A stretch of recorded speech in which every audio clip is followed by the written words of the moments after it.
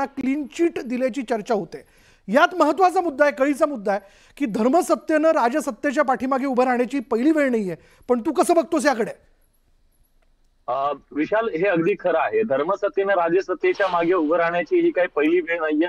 याआधी सुद्धा राठोडांचं प्रकरण असेल किंवा इतर प्रकरणांमध्ये तेव्हा आधार घ्यावा लागलेला आहे। बरोबर। पण आज जेव्हा त्यांनी पाठिंबा दिला, त्यांचा पाठिंबा त्यांच्यासाठी एक प्रकारचं मोठं राजकीय एक पाठबळ असं म्हणूया, ते ठरलं असतं। पण ही भूमिका घेत असताना, पाठबळ देत असताना नामदेव शास्त्री यांनी जे वक्तव्य केलं, त्या वक्तव्यातून मात्र एक नवा वाद निर्माण झालेला आहे। ते टाळायला हवे होतं। जे चूक आहे ते चूक आहे म्हणायला हवं होतं। सगळ्यात महत्वाचं म्हणजे ते आता आपल्याकडे जर आले, आपल्याशी जोडले गेले, तर आपण त्यांना त्याच्याबद्दलचा प्रश्न विचारूया। बिलकुल। कारण आज ही सगळी भूमिका घेत असताना तुम्ही त्यांना पाठिंबा देताय, पण ते पाठिंबा देत असताना एक प्रकारे अप्रत्यक्षरित्या या जे गुन्हेगार आहेत त्या गुन्हेगारांच्या बद्दल कुठंतरी त्याचं समर्थन केलं गेलं की काय, अशा प्रकारची जी भावना जे दिसतंय ते योग्य नाही। कुठल्याही गुन्हेगाराला पाठीशी घालण्याचं काहीच कारण नाही। गुन्हेगार गुन्हेगार आहे, तो कुठलाही असो, कोणी असो, त्याला कडक शासन झालं पाहिजे, ही भूमिका घ्यायला पाहिजे होती। त्यांनी मारलं त्याला, त्यांनी मारलं त्याने त्याला मारलं नाही, याचा मारलं जे सांगितलं गेलं ते अयोग्य होतं। नामदेव शास्त्रींनी आज धनंजय मुंडेंना पाठिंबा देणं एक वेळ समजू शकतो आपण, कारण आपल्याकडे हे काही नवीन नाहीये। धर्मसत्ता वेगवेगळ्या वेळी राजसत्तेच्या पाठीशी उभी राहिलेली आहे, राजसत्ता धर्मसत्तेच्या सोबत राहिलेली आहे। देशात आता हे काही नवीन राहिलेलं नाहीये। पण देत असताना तुमची भूमिका, तुमचा प्रत्येक शब्द आज नामदेव शास्त्रींच्या समर्थकांना वाईट वाटलं। केवळ आपण म्हणालो वादग्रस्त वक्तव्य, वादग्रस्त वक्तव्य एवढ्या शब्दाचं सुद्धा त्यांना बोचलं की वादग्रस्त वक्तव्य काय। अरे, ज्या संतोष देशमुख, स्वर्गीय संतोष देशमुख यांची हत्या झाली, त्या हत्येच्या आरोपींचं दूर दूरपर्यंत अप्रत्यक्ष सुद्धा कुठलंही समर्थन होऊ शकत नाही आणि त्याचं समर्थन करण्याचा प्रश्न येत नाही। ही भूमिका मांडणं अतिशय गरजेचं होतं, पण ध्वनीत हे झालं की अप्रत्यक्षपणे कुठंतरी त्या सॉफ्ट कॉर्नर दाखवला गेला का, हा सवाल निर्माण झाला, म्हणून हा सगळा वाद निर्माण झालेला। बरोबर। गुणरत्न सदावर्ते, या सगळ्या घडामोडींकडे तुम्ही बघताय। खरं तर नामदेव शास्त्रींनी हे सगळं वक्तव्य करताना असं देखील म्हणलं होतं की यापूर्वी संतोष देशमुख किंवा त्यांच्या कार्यकर्त्यांच्या वतीने जे काही करण्यात आलं त्याचे हे पुढले परिणाम झाले, पण हत्या झाली ना, त्याचं समर्थन तर होऊ शकत नाही। जय भगवान, जय संविधान। मला तुम्हाला सांगायचं आहे, ज्या प्रकारे पूजनीय नामदेव शास्त्री यांनी जे वक्तव्य केलेलं आहे ते वक्तव्य अत्यंत जिम्मेदारीने केलेलं आहे। तुम्हाला पटतंय ते? बघा, लक्षात घ्या, तुम्हाला सुद्धा पटावंच लागेल।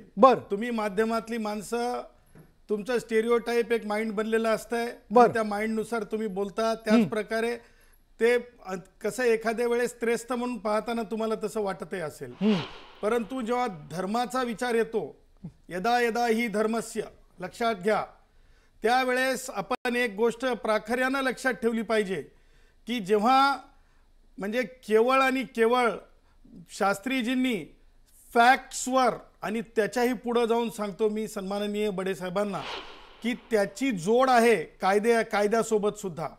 कायद्यामध्ये culpable homicide amounts to murder or not, हे तुम्हाला सांगतो। रिॲक्शन कशा प्रकारे यावी, ही रिॲक्शनची मोजमाप हे फक्त न्यायमूर्ती करतात आणि त्यावर भाष्य करण्याचा स्वतंत्रपणे सगळ्यांना अधिकार आहे।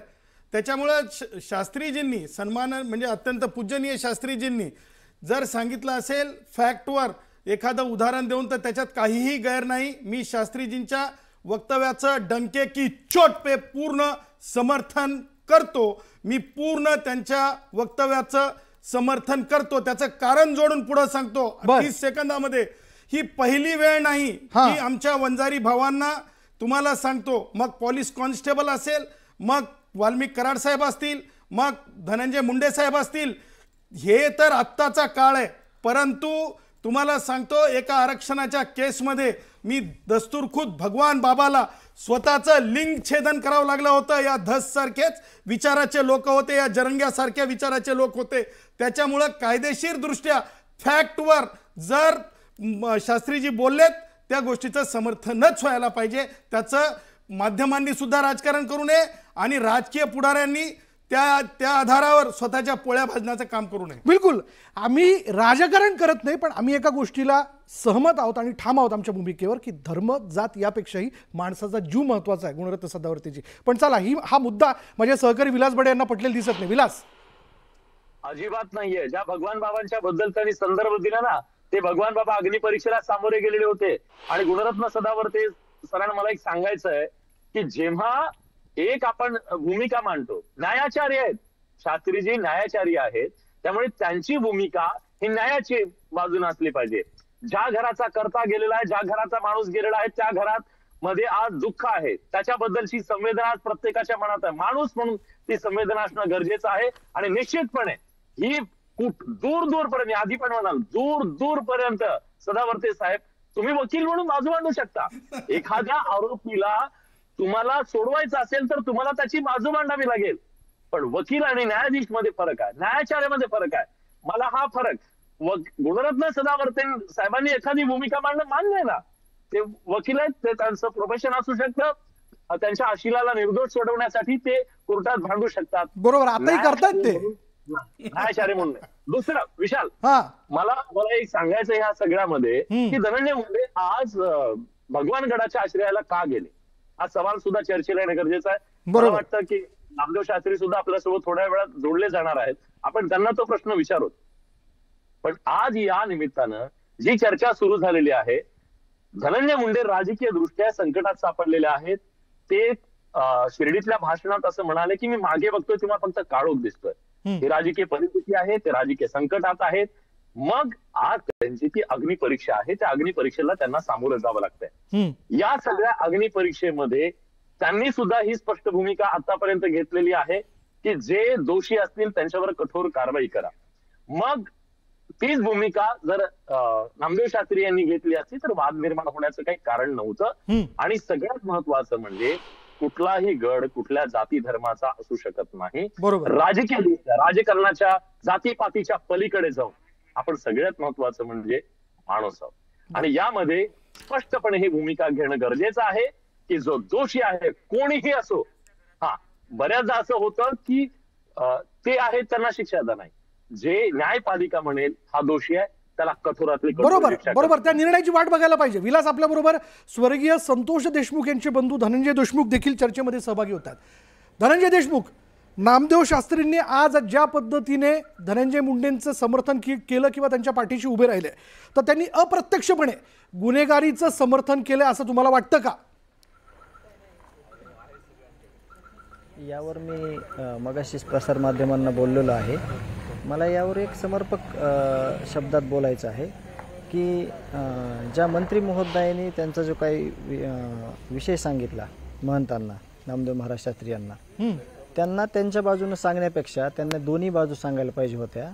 आणि दुसरी बाजू सांगितल्याशिवाय जे महंत आहेत नामदेव शास्त्री महाराज, त्यांनी मग व्यक्त व्हायला पाहिजे होतं. म्हणजे दोन्ही बाजूचा त्यांना अभ्यास करून त्याच्यावर त्यांना योग्य बोलता आला असता आणि मग त्या अर्थानं सगळ्याला चांगला मेसेज गेला असता. बरोबर, जे आम्ही पीडित आहेत कुटुंबीय, देशमुख कुटुंबीय, त्या पीडित कुटुंबाचं कुठलंही एकही शब्द न ऐकून घेता, आमची कसलीही म्हणजे विचारपूस न करता ह्या विषयावर त्यांनी बोलायचं आणि त्यांनी परत त्याच्यावर प्रतिक्रिया द्यायची, हे थोडं मला दुःखद वाटलं.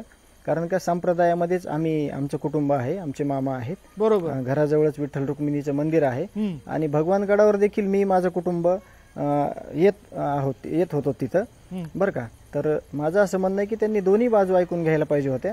किंवा मग मी गाडीत असल्यामुळं लवकर जॉईन करू शकलो नाही. महाराज म्हणले की तिथं संतोष देशमुखचे मुलं सुद्धा तिथं म्हणजे मी त्यांचं जे तिथं 150 मुलं आहेत त्याबरोबर तिथं सांभाळ करील म्हणून. तर त्या गोष्टी ज्या 53 दिवसात विविध स्तरातील लोक आले, मग संप्रदायामधले आले, राजकीय आले, सामाजिक आले, त्या लोकांनी त्या जिम्मेदाऱ्या घेतल्या आहेत. म्हणजे मला फक्त आता महाराजांकडे ह्या गोष्टीसाठी जायचंय की महाराजांना जे सांगण्यात आलं की त्या जे मानसिकता हत्यारे जे होते भावाला मारलेले, त्यांना चापट मारली आणि त्यांची मानसिकता बिघडली. पण त्याच्या आधीच त्यांनी काहीच सांगितलं नाही. एका दलित बांधवाला अत्यंत काठ्याने मारहाण केली, ते त्यांनी सांगितलं नाही त्यांना, महाराजांना. तिथंच विषय संपला असता. पण त्यांनी फक्त त्यांना मारलेली चापट सांगितली, काठ्यानं मारलेले आरोपीनं दलित बांधवाला ते सांगितलं नाही. आणि त्याच्यानंतर मग एक त्यांची हानमार झाली. याचा अर्थ एवढी गंभीर गुन्हा करण्यासारखं काहीच नव्हतं आणि त्याच्यातून खून झाला.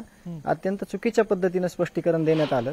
तर माझी विनंती आहे की मी मगा देखील बोललेलो आहे, महाराजांना सगळं जे पहिल्यापासून 28 मे पासून घडलेला विधिवृत्तांत आहे तो 12 डिसेंबर पर्यंत, आणि जे कोणी म्हणतंय ना की फाशी व्हायला पाहिजे, तर त्याचे विशेष प्रयत्न काहीच नाहीत. उलट आरोपीच्या बाजूनी जे काही प्रयत्न केले त्याचे पुरावे देखील देशमुख कुटुंबियाकडे आज आहेत. पण मी आत्ताच ते शेअर करणार नाही. त्याचं कारण असं आहे, सगळ्या तपास यंत्रणावर आमचा भरोसा आहे, मुख्यमंत्र्यांवर विश्वास आहे, सीआयडीवर आहे, एसआयटीवर आहे, पोलीस यंत्रणेवर आहे. म्हणून आम्ही ज्या वेळेस वेळ येईल त्यावेळेस आम्ही ते सगळं दाखवण्याचा प्रयत्न करू. बरं, आता काय म्हणाल गुणरत्न सदावर्ते आपण, की महाराजांनी याबद्दल समर्थन करत असताना या घटनेतली पहिली आवृत्ती सांगितलीच नाही, दुसऱ्या आवृत्तीपासून ते सुरुवात करतायत आणि मग ते समर्थन देऊ करतायत. जे घडलं मुळाशी त्याच्याबद्दल ते बोलत नाहीत. ते आवृत्त्या वगैरे हे तुमच्या माध्यमांच्या म्हणजे अभ्यासक्रमाचे विषय आहेत. आम्हाला आमच्या अभ्यासक्रमाचे काय विषय? बरोबर आहे ना. आवृत्ती धनंजय देशमुखच सांगतायत ना की घडलं कशामुळे. हो, मी बोलतो ना, धनंजय देशमुखला उत्तर देतो, तुम्हालाही उत्तर देतो, आणि जे वंजारी समाज म्हणून आम्हाला टार्गेट करत आहेत त्यांनाही उत्तर देतो. तेवढं आमच्यामध्ये बळ आहे. माझं साधं म्हणणं आहे की कायदेशीर संहितेपेक्षा, कायदेशीर प्रक्रियेपेक्षा कोणी मोठं नाही.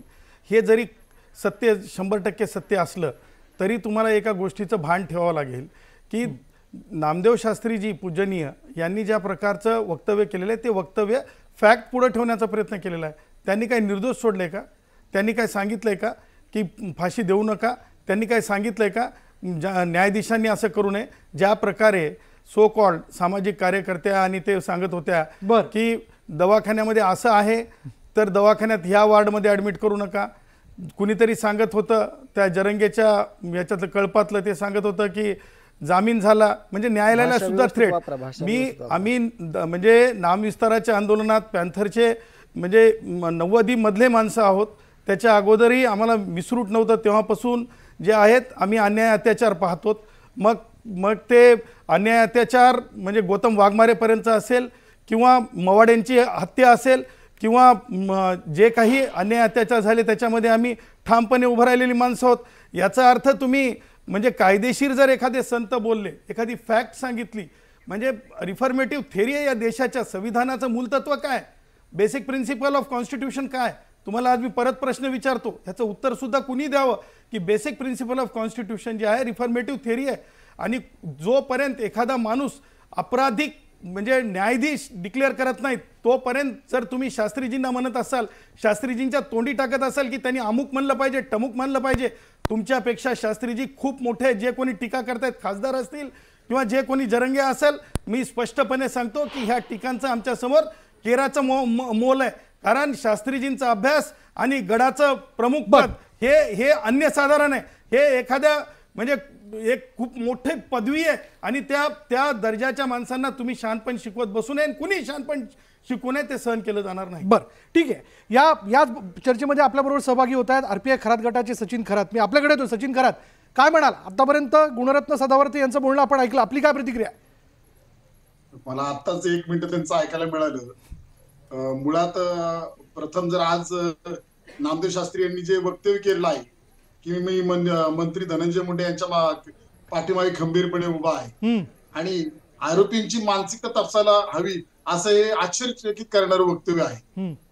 मुळात आज त्यांनी मीडियावर सुद्धा ते बोललेले आहे की मीडिया ट्रायल झालेला आहे. अहो, मीडिया ट्रायल झालं म्हणून तर धनंजय सरपंच संतोष देशमुख यांचा विषय समोर आला ना. तुम्ही मीडियाला बोलता कसं? मीडियाला कसं का बोलता तुम्ही मीडियाला? आज मीडिया चौथा स्तंभ आहे म्हणून काम करतोय. 2 महिने झाले. मीडियाला सलाम ठोकला पाहिजे. उलट मी सगळ्यांनी मीडियाचा सत्कार केला पाहिजे महाराष्ट्राची प्रत्येक पक्षाने. सचिन खरात बद्दल बोलता कसं? गुणरत्न सदावर्ते म्हणतायत की महंत त्यांच्या भूमिकेवर अगदी योग्य आहेत असं म्हणणं आहे त्यांचं. नाही, सदावर्तेंबद्दल तर काय बोलायचं, म्हणजे सदावर्तेंबद्दल मी खूप वेळा बोललेलो आहे. सदावर्ते मुळात आंबेडकरवादी नाही. तुम्ही बोलला तरी काही हरकत नाही. तुम्ही बोलला तरी काही हरकत नाही. बोला तुम्ही. लोकशाहीमध्ये प्रत्येकाला बोलण्याचा अधिकार आहे. हिंदूचं त्यांच्या अलाइनमेंट करायला पाहिजे. मी मध्ये नाही, ते तुम्हाला सगळं बोलण्याचा अधिकार आहे. कारण तुम्ही अर्ध्या हळकुंडाने पिवळे झालेले आहेत. तुम्हाला इतिहास माहित नाही पॅन्थरचा. तुम्ही काय अलीकडल्या काळात पुणे मुंबईमध्ये वाढलेली जी पोरं आहेत ना, तुम्हाला मुलांना इतिहास माहित नाही काय होतं नामांतर आणि काय भोगलेलं आहे आणि कसं जेलमध्ये जावं लागत होतं. इकडून तिकडून आम्हाला प्लेटा बिर्याणीच्या मिळत नव्हत्या, समजले ना, प्लेटा बिर्याणीच्या मिळत नव्हत्या. इकडून तिकडून पोट भरण्यासाठी वागलेले नाहीत आणि वाढलेले नाहीत. त्याच्यामुळे तुम्ही पोरांनी थोडं डोकं भानावर ठेवलं पाहिजे. आंबेडकरी समाजाला नाही अरे आंबेडकरी समाज तुम्ही ठेकेदार घेऊन बसलात का? अरे जेलमध्ये भोगलेलं, जेलमध्ये गेलेलं, नाम विस्तार आणखीन झालेला नाही, समजलात का? ज्या ताटाखाली मांजर झालात तुम्ही सांगताय का? तुम्ही मी काय म्हणतो, विषयांतर होता. लहान आहेस, चुप, लहान आहेस तू. बरं ओरडून बोलू नको. गुणरत्न सदावर्ते बोलू दे. सांगितलं चळवळीतला शांत बस. तुला काय माहित आहे काय थेरी आहे? Political theory. दुश्मन का दुश्मन दोस्त होता है. शांत बस. तुम्ही गोडसे, नथुराम गोडसे. बस तुला माहित आहे का बाबासाहेब आंबेडकरांचं एखादा फाशीवरला वक्तव्य तुला माहिती आहे का? अरे लहान तोडी मोठा घास घ्यायचा नाही. तुम्हाला मुलांना आजकाल रेडीमेड मिळालंय. माझी विनंती मूळ विषयाला तो माझाच माणूस आहे. बिलकुल बिलकुल मूळ विषयाला माणूस आहे. बरं ठीक आहे, आपण लोकांचा आहे का तो माझाच आहे. नंतर ठरवू. आपण मूळ विषयाला हात घालू. हा धनंजय देशमुख बोला. येतो सचिन खरात आपल्याकडे येतो. विलास बडे देखील आपल्या बरोबर आहेत. हा धनंजय देशमुख बोला. हॅलो ऐका आपले नामदेव शास्त्री महाराज बोलले, परत मी बोललो, परत ते बोलले, तिघांनी बी एकमेकाचं ऐकून घेतलं. चौथा माणूस बोलताना परत तिसरा माणूस कशाला मध्ये बोलू देताय तुम्ही? बरं बोला त्यांचे विचार ऐकून घ्या ना अगोदर, मग परत त्याच्यावर प्रतिक्रिया द्या. सचिन बोला, आपलं मत व्यक्त करा. चला विलास देखील साहेबाला बोलू द्या, मग नंतर त्यांना बोलू द्या. ते बोलत असताना सचिन बोलतायत. हा सचिन बोला. बरं का, मी आंबेडकरी कार्यकर्ता आहे. डॉक्टर लेखक शंकरराव खरातांचा नातू आहे. मुळात हे सचिनबद्दल मला बोलायचंच नाही, कारण मला आपली पार्श्वभूमी यापूर्वीच्या चळवळीतलं बलिदान याबद्दल आदरच आहे. मूळ विषयाला हात घालू आपण. मूळ विषय सरपंच संतोष देशमुख यांच्याबद्दल जे वक्तव्य त्यांनी केलेलं आहे, मुळात मी माझ्या भावाला धनंजय देशमुख यांना सांगतो, कुणाच्या बरोबर कुणी पण गंभीरपणे असू द्या, परंतु आम्ही आंबेडकरवादी सगळे तुमच्या बरोबर आहोत. आणि मीडियाने जे केलेलं आहे त्या मीडियाला मी सलाम ठोकतो, कारण आज मीडियामुळे माझ्या भावाला जो 2 महिने झाले न्याय मिळतोय आणि न्याय मिळण्याची आम्ही प्रतीक्षेत आहे. आज फाशी शिक्षेपर्यंत हे जे आरोपी अटक झालेत, हे मीडियाला सलाम आम्ही ठोकला पाहिजे ना. आज मीडिया दाखवतोय ना, अजूनपर्यंत एक आरोपी अटक नाही. बोलतो राजसत्तेचं धर्मसत्तेने समर्थन करावं का, पाठीशी घालावं का, त्यावर बोला. मला तेच आश्चर्य वाटलं की ह्या देशामध्ये लोकशाही आहे, न्यायाचार्य कुणीच होऊ शकत नाही. या देशामध्ये संविधान आहे, डॉक्टर बाबासाहेब आंबेडकरांचं संविधान आहे, न्याय व्यवस्था आहे, सुप्रीम कोर्ट आहे, त्या न्याय देतोय. इथे न्यायाचार्य कोणी होऊ शकत नाही. आम्ही सगळ्यांना आदरणीय मानतो, परंतु एक ध्यानात ठेवलं पाहिजे. आज नामदेव शास्त्री साहेबांनी, आदरणीय त्यांना म्हणतो मी, त्यांनी संतोष देशमुख यांना न्याय मिळावा यासाठी काही बोललेच नाही. ते एका दलित मुलाला मारलं त्याबद्दल आमचं संतोष देशमुख केले, दलित मुलाला मारहाण झाली त्याच्याबद्दल ते काहीच बोलले नाही. एक स्पष्टपणे दिसतंय की धनंजय मुंडे हे ओबीसी आहे म्हणून त्यांची ते बाजू लावून धरतात. असं होता कामा नये राज्यामध्ये. हे राज्य रयतेचे राजे शिवाजी महाराज फुले आंबेडकर विचारायचं आहे. बिलकुल समानता सगळ्यांना आहे. सचिन माझे सहकारी विलास बडे यांना यात काहीतरी आपलं मत व्यक्त करायचं. विलास. विशाल, या सगळ्या प्रकरणामध्ये खरं तर धनंजय मुंडे राजकीय दृष्ट्या संकटात आहेत हे सगळ्या महाराष्ट्राला माहिती आहे. आणि राजकीय दृष्ट्या संकटात असताना आपण जर गडाच्या आश्रयाला गेलो तर गडाची राजकीय जी ताकद आहे, साधारणपणे महाराष्ट्रातल्या 25 पेक्षा जास्त मतदारसंघावर त्यांचा प्रभाव आहे. आणि मग त्या प्रभावाच्या माध्यमातून गड आपल्या पाठीशी राहिला तर मग समाज आपल्या पाठीशी राहील. आणि मूलतः ही लढाई आता सामाजिक झालेली आहे. ही न्यायालयीन लढाई होती सुरुवातीला, सामाजिक लढाई झाली हे मान्य करावं लागेल. जातीय विद्वेष प्रचंड वाढलेला हे मान्य करावं लागेल. आज कुणी या विद्वेषातून सुटलेलं नाहीये हेही मान्य करावं लागेल. आज ग्राउंड लेवलला आपण जर बघितलं तर हा जो विद्वेष आहे तो टोकाला पोहोचलेला आहे. पण या सगळ्यामध्ये ना, नारायणगड असेल की भगवानगड असेल, या दोघांनी एकत्र येऊन आज सांगणं गरजेचं आहे. आज त्यांनी संत न्यायाचार्याची भूमिका, न्यायाची भूमिका बिलकुल त्यांनी घेतली पाहिजे. आणि हेच खरं तर धनंजय देशमुख विलास आपल्याला सांगतायत. धनंजय देशमुख, आपण नामदेव शास्त्रींची भेट घेणार आहात का? हा, मी त्याच्या आधी एक गोष्ट बोलतो की म्हणजे मी भेट घेणार आहे, माझ्याकडे जे पुरावे आहेत, पण आता मला असं वाटतंय की त्यांनी आधी व्यक्त झालेले आहेत या विषयावर. मग आपल्याला किती तिथं व्हॅल्यू आहे ह्या गोष्टीला? कारण मी व्यथा सांगणार आहे आणि माझं अत्यंत सांगतो गोष्ट एक म्हणजे तुम्हाला जिम्मेदारीने शंका वाटते सांगतो की ते आणि तुमचं ऐकून विश्वासपूर्वक घेतील की नाही? सांगतो तुम्हाला. नाही, शंका नाही वाटणार, ऐकून घेतील ते. पण मी तुम्हाला एक सांगतो गोष्ट की जे मंत्री महोदय नामदेव शास्त्री महाराजांना भेटायला गेले ते माजी पालकमंत्री होते, माजी सामाजिक न्याय मंत्री होते. तर त्यांनी या जे संतोष अण्णा देशमुख आहेत यांचा हत्या झाली याबद्दल फक्त फाशी झाली पाहिजे, न्याय भेटला पाहिजे या भूमिकेत न राहता त्यांनी काहीतरी पाऊल उचलायला पाहिजे होतं. त्यांनी कुठलंही पाऊल उचललेलं नाही. आणि फक्त जर एखादा जिम्मेदार माणूस असं बोलत असेल की न्याय भेटला पाहिजे तर सगळेच लोकप्रतिनिधी तसं बोलले असते तर मला न्याय कदाचित भेटला नसता किंवा मी न्यायप्रविष्ट प्रक्रियेपर्यंत सुद्धा येऊन पोहोचलो नसतो. कारण का सर्व जाती धर्माचे लोकप्रतिनिधी आपल्या जिल्ह्यातले, जिल्ह्याबाहेरील, मुंबईपर्यंतचे सगळे आपल्या संतोष अण्णा देशमुख यांच्या न्याय प्रक्रियेमध्ये न्याय पाहिजे या भूमिकेत सगळे आहेत. आणि दुसरी गोष्ट मी प्रामुख्याने बोलतो की इथं कुठेही जातीचा गंध कुणीही लावलेला नाही. ज्यांना कुणाला जात वाटते त्यांनाच त्यांच्या डोक्यात जातीवाद येतोय. असा इथं कुठलाही मसाजोगला सगळेजण या, तुमच्या लक्षात येईल इथं कुठलाही जातीवाद होत नाही. किंवा जे न्याय मागतायत त्यांना जर तुम्ही कुणी जातीवादी बोलत असाल ते अत्यंत चुकीची गोष्ट आहे आणि ती म्हणजे दुर्दैवी गोष्ट आहे. आता तरी गुणरत्न सदावर्ते आपण मान्य करा, शेवटी माणसाचा जीव महत्वाचा होता. एका घरातला व्यक्ती गेलेला आहे, कुटुंब मागे राहिलेलं आहे, यात कुठेही जातीचं स्टिकर लावण्यात येत नाहीये. बघा, जातीचं स्टिकर काय असतंय जे आता सांगायलेत ना, इतके खासदार जाऊन भेटणार तिथंच जे गायकवाड नावाचे जे व्यक्ती होते आदिवासी समाजातले त्यांचा खून झालेला आहे. त्या बाजूच्या जिल्ह्यामध्ये लातूरमध्ये आमच्या धनगर भावाच्या लेकराचा आंतरराष्ट्रीय स्तरावर दखल घेतली जाईल प्रेम प्रकरणातून. एखाद्या मी मराठा मोठ्या कुटुंबातला म्हणून जर खून झालेला असेल तर त्याचबरोबर परभणीमध्ये माझ्या एका वडेरा समाजाच्या भावाचा खून झालेला आहे. लक्षात घ्या, हे जातीचं स्टिकर नाही तर काय. तुम्हाला सांगतो मी, तुम्ही ज्या प्रकारे हे नरेटिव्ह फिक्स करत निघालेले आहात आणि जात तुम्हाला सांगतो मराठा समाजाचे सगळेचे सगळे कीर्तनकार तुम्हाला सांगतो 1 2 3 4 नावं नेमू शकतो. ते धनंजय मुंडे साहेबांना कोणत्या आधारावर आरोपी करा असं म्हणत आहेत? काही कारण आहे का? काही रिपोर्ट आहे का? काही CIDचा नाही आहे? पा धसची दुकान तुम्ही दाखवू नका. धस हा काय आहे? धस गुड्ड्या गायकवाड मर्डर केस मध्ये त्याची काय भूमिका आहे हे येणाऱ्या काळात दिसेल. ऐकून घ्या तुम्ही. त्याच्यानंतर एखादे सामाजिक कार्यकर्ता एखादी गोष्ट असं करून दाखवून, राज्यात जेवढे मोर्चे निघाले या विषयाला घेऊन त्यात सगळे जाती वर्गातली लोक होती. मी पुन्हा एकदा सांगतो, यात एका जातीचा म्हणून विषय नाही, एका व्यक्तीचा जीव गेलाय. तुम्ही फिल्टर लावू नका. तुम्ही गुड्ड्या गायकवाडच्या खुनावर तुमची काय भूमिका आहे? त्या सोनवणे नावाच्या खासदाराची काय भूमिका आहे ते सांगावं लागेल, ते बोलावं लागेल. अगोदर गुड्ड्या गायकवाडच्या खुनामध्ये स्पष्टपणे काल तुमच्या चॅनलनी चालवलेलं आहे. काय चालवलेलं आहे? कशा प्रकारे हत्यार तयार झाले? अरे काय तर ते आदिवासी मागासवर्गीय म्हणून कसं कापल्या गेलं. तुम्ही हसू नका, तुमचं हसणं मला नाही जमत आहे. आणि त्यामुळे अगोदर कोणत्या खुनामध्ये गौतम वगैरेचा जीव गेला, शरद पवारांनी राजीनामा दिला का? स्टॅम्पेड झाला तुम्हाला सांगतो गोंड गोवारींचा, शेकडोच्या वर लोक मेले, शरद पवारांनी राजीनामा दिला का? लक्षात ठेवा, हे की नाही मॉड्यूल तयार केलंय. आणि तुम्हाला सांगतो जेव्हा जेव्हा अमराठी किंवा बिगर मराठा मुख्यमंत्री होतात त्यावेळेस हे सगळं चालवलं जातं. जी प्रकरण तुम्ही सांगताय, ज्यात ज्यांचे जीव गेले त्याबद्दल आपल्याला आदर आहे आणि शिवाय आपल्याला कळव देखील आहे की त्यांच्या कुटुंबातला एक माणूस गेलेला आहे. पण त्याबद्दल न्याय व्यवस्था न्याय करेल, कारण आपण स्वतः त्याबद्दलचे कायदेतज्ञ आहात.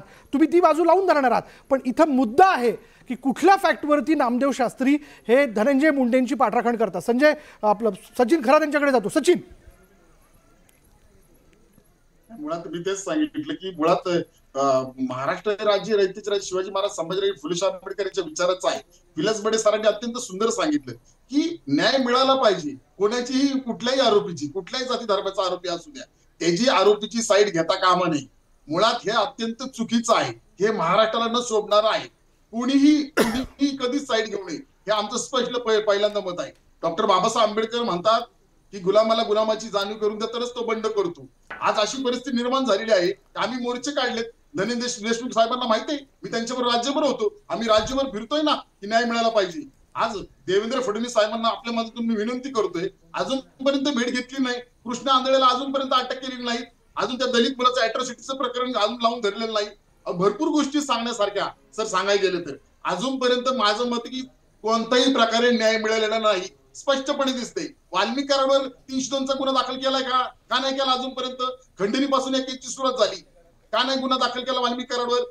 काय प्रकार चाललाय? म्हणजे नंतर सुटायचा, नंतर सुटले पाहिजे ही रणनीती आखली जाते का पुढं?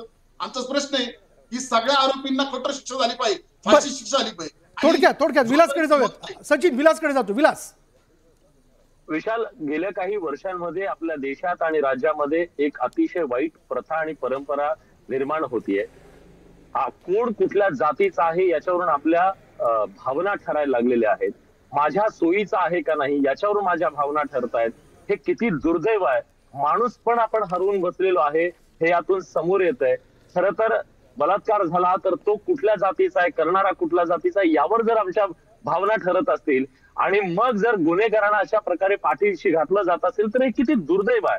दुसरी महत्वाची गोष्ट, कोण होते हे जे टगे होते, ही टोळी होती, कोण होती? ते काय समाजकारण करायला गेले होते? जातीची लढाई लढत होते? कोण लढत होते? हे स्वतःच तिथलं दहशतीचं साम्राज्य निर्माण करण्यासाठी 4 पैशाच्या हव्यासापायी ही लोक तिथं दादागिरी करत होती आणि त्या दादागिरीतून त्यांनी जर कोणाचा जीव घेतला असेल तर कुठल्या जाती. बोला गुणरत्न सदावर्ते. बघा, धनंजय मुंडेंना का गडाचा आधार घ्यावासा वाटला असेल या सगळ्या याच्यात? एवढं सगळं घडलेलं आहे, कुठेतरी काहीतरी घडतंय किंवा खुट्ट झालंय म्हणून त्यांनी आधार घेतला असं म्हणता येणार? तशी चर्चा आहे. बडेचे प्रमुख, त्यांचा आपल्याशी संपर्क तुटलेला आहे, पण ते नक्कीच परत जोडल्या गेल्याच्या नंतर ते आपल्याशी बोलतील. जी, पण त्याच्या अगोदर मी एक मुद्दा मांडतो. तो मुद्दा असा आहे की क्लास डिस्क्रिमिनेशन जे आहे ना बडे साहेब, हे फार म्हणजे कठीण आणि क्लिष्ट आहे. हे क्लास डिस्क्रिमिनेशन आहे ना, ॲट्रॉसिटीची फिर्याद द्यायला गेल्यापासूनच ठरत असते. म्हणजे देशमुखावर काही घडलं म्हणून ॲट्रॉसिटी आठवली, हा जर तुम्ही म्हणजे त्याला जर देशमुख हे लावत असतील किंवा आमचे जे कोणी असतील ते जर त्याची जोड लावत असतील किंवा गाठ बांधत असतील तर हे अत्यंत चुकीचं आहे. अनसीन ॲट्रॉसिटीज आहेत, अनसीन ॲट्रॉसिटीज. मी काय म्हणतो विलास, माझं ऐकून घ्यावं अशी भावना आहे. बोला. कारण बडे मुद्द्यामध्ये कसं आहे की बोलले